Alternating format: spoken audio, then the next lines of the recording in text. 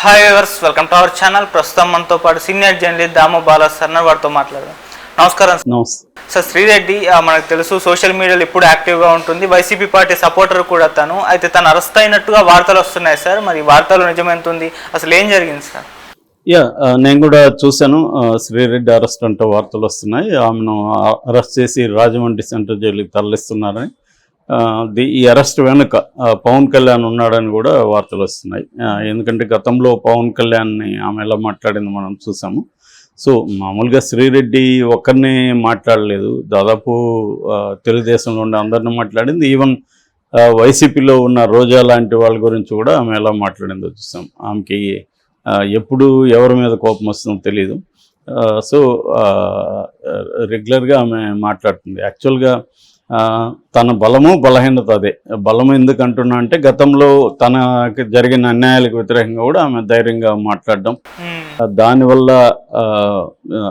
Cinema ఇండస్ట్రీలో ఉండే మీటూ ఉద్యమం, అంటే మీటూ సమస్యను ఎదుర్కొనేవాళ్ళు, కాస్టింగ్ కౌచ్ని ఎదుర్కొనేవాళ్ళు, వాళ్ళు కూడా ధైర్యం చేసి మాట్లాడడానికి ఈమె ఒక రకంగా ఆ విషయంలో పైనీర్ అని చెప్పుకోవచ్చు. అయితే నేను మన ఛానల్లో ఆమె గురించి ఆల్రెడీ 2-3 సార్లు నేను మాట్లాడాను. సో ఆమెకున్న బలము ఏంటంటే ధైర్యంగా ఫేస్ చేయడం, తనకు జరిగిన అన్యాయాలు అది ధైర్యంగా ఫేస్ చేసింది. అయితే అక్కడితో ఆగకుండా తాను కొంతమందిని బ్లాక్మెయిల్ చేయడం, వాళ్ళ డబ్బులు అడిగిందని ఆమె మీద ఆరోపణలు ఉన్నాయి. అదొకటైతే. రెండోది ఏంటంటే తను ఎట్లాగైతే బాధితురాలో అలాగే సమాజంలో చాలామంది కూడా బాధితులు ఉంటారు. సో వాళ్ళని అంతా కూడా ఈమె తీవ్రంగా మాట్లాడడం, అంటే వాళ్ళకి సపోర్ట్గా నిలిచి ఇది చేయకుండా ఇలా మాట్లాడితేనే మనకి స్పేస్ ఉంటుంది ఈ సోషల్ మీడియాలో అన్నది దాన్నే కంటిన్యూ చేసింది. ఒక స్టేజ్ వరకు అది ఓకే. ఆ స్టేజ్ దాటిన తర్వాత ఆమె ట్రాన్స్ఫర్ అయింటే యాక్చువల్గా ఆమె ఈ పార్టీకి ఏదో ఒక రాజకీయ పార్టీ కూడా ఆమెను ఆహ్వానించుండేది. కానీ ఎప్పుడైతే ఆమె అలా ఉండిందో ఏ రాజకీయ పార్టీ కూడా ఆమెని పిలవలేదు.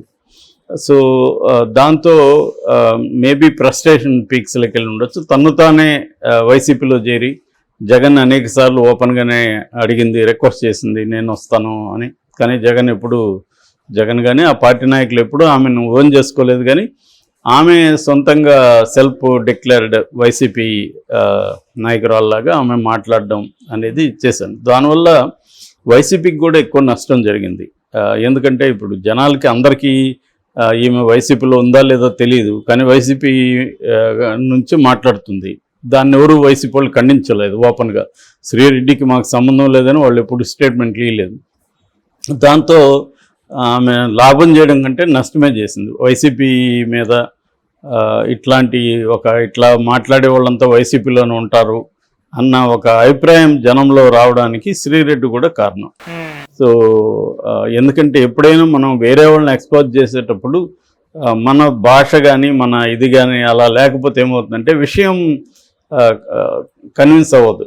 విషయం కన్విన్స్ అవ్వకుండా నీ భాష మీద నువ్వు మాట్లాడే తీరు మీదనే అవుతుంది. దాని బదులు సబ్జెక్ట్ మాట్లాడి ఎక్స్పోజ్ చేస్తూ ఉంటే జనాలు కన్విన్స్ అయ్యేవాళ్ళు కనీసం ఎక్కువ మంది ఉంటారు. సో దీనివల్ల ఏమవుతుందంటే వాళ్ళు కూడా కన్విన్స్ అవ్వరు.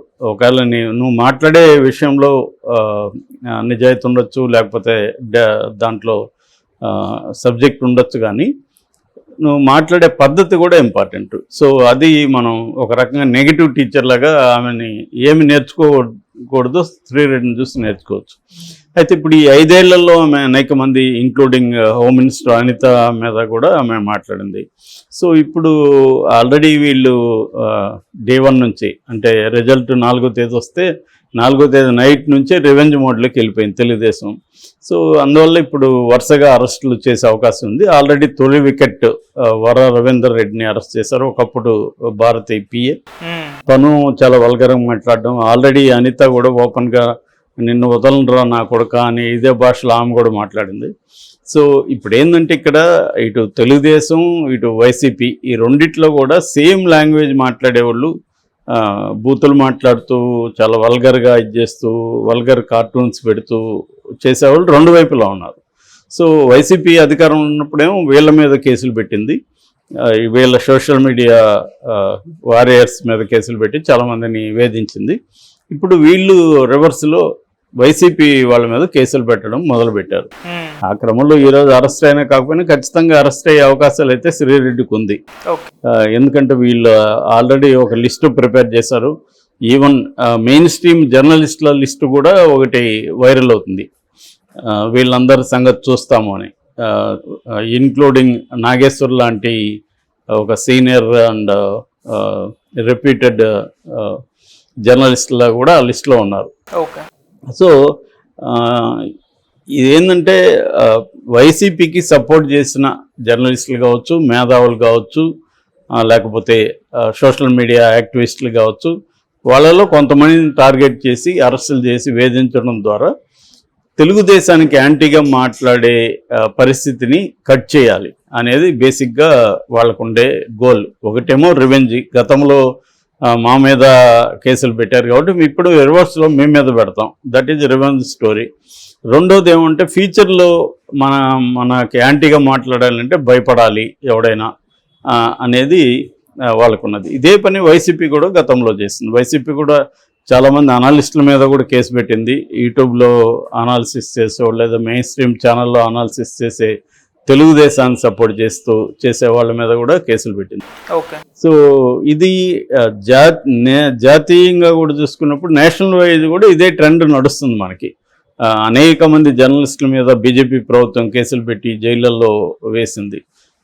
సో కొన్ని వెబ్సైట్లను ఇబ్బంది పెట్టింది. చివరికి బీబీసీ లాంటి ఒక ఇంటర్నేషనల్ అక్లైమ్డ్ ఛానల్స్ మీద కూడా దాడులు చేయడం, ఇన్కమ్ ట్యాక్స్ చేయడం, అట్లాగే ఇంటర్నేషనల్ జర్నలిస్టులను కూడా కొంతమందిని ఈ దేశం నుంచి తరిమేయడం, ఇలాంటిది బీజేపీ కూడా చేసింది.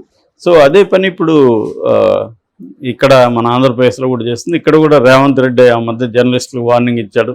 ఇక్కడ కేసీఆర్ టైంలో అయితే నేషనల్ లెవెల్లో కాశ్మీర్ తర్వాత జర్నలిస్టుల మీద ఎక్కువ దాడులు, అరెస్టులు, ఈవెన్ హత్యలు జరిగింది కేసీఆర్ తెలంగాణలోనే. అంత ఘోరంగా కేసీఆర్ జర్నలిజాన్ని, జర్నలిస్టులని, పత్రికల్ని తొక్కేశాడు. మనకు తెలుసు ఆంధ్రజ్యోతి, TV9లను దాదాపు 1 year పైన మొత్తం ఆపేశారు.